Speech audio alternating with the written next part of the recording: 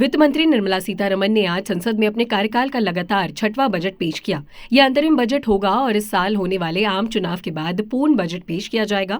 भारतीय बजट इतिहास पर नजर डालें तो मोदी सरकार के 2 कार्यकाल में कई बड़े बदलाव देखने को मिले हैं। इनमें से एक सबसे अहम है, जी हां, मोदी सरकार में बजट से जुड़ी 92 साल पुरानी एक परंपरा बदली गई। आइए जानते हैं इसके बारे में विस्तार से।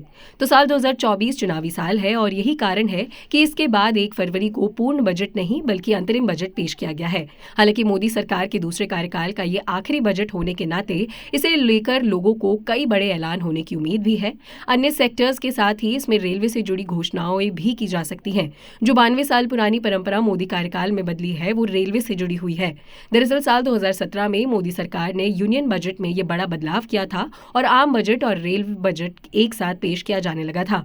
नरेंद्र मोदी के नेतृत्व वाली सरकार में साल 2017 में किए गए इस बदलाव से पहले तक देश में 2 तरह के बजट पेश किए जाते थे, पहला रेल बजट और दूसरा आम बजट। इस दौरान आम बजट में जहां सरकार शिक्षा, स्वास्थ्य, रक्षा और देश की आर्थिक विकास से जुड़ी कई महत्वपूर्ण घोषणाओं के बारे में जानकारी देती थी, वहीं रेलवे से जुड़ी घोषणाओं के लिए अलग से रेलवे बजट संसद में पेश किया जाता था। रेल बजट पहली बार साल 1924 में ब्रिटिश शासन के दौरान पेश किया गया था। इसके बाद से ही लगातार हर साल आम बजट से एक दिन पहले रेलवे बजट पेश किए जाने की परंपरा चली आ रही थी, जिसे मोदी सरकार ने साल 2017 में बदलने का काम किया है।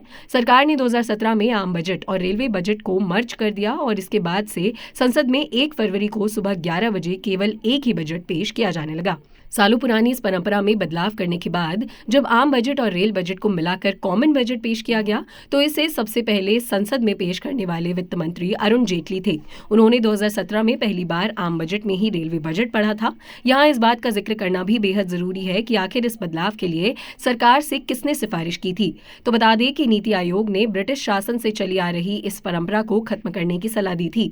नीति आयोग से मिले प्रस्ताव के बाद मोदी सरकार ने अलग अलग अथॉरिटीज से भी इस मामले पर विचार विमर्श किया था और इसके बाद ही रेलवे बजट को आम बजट में मिला देने का फैसला लिया था।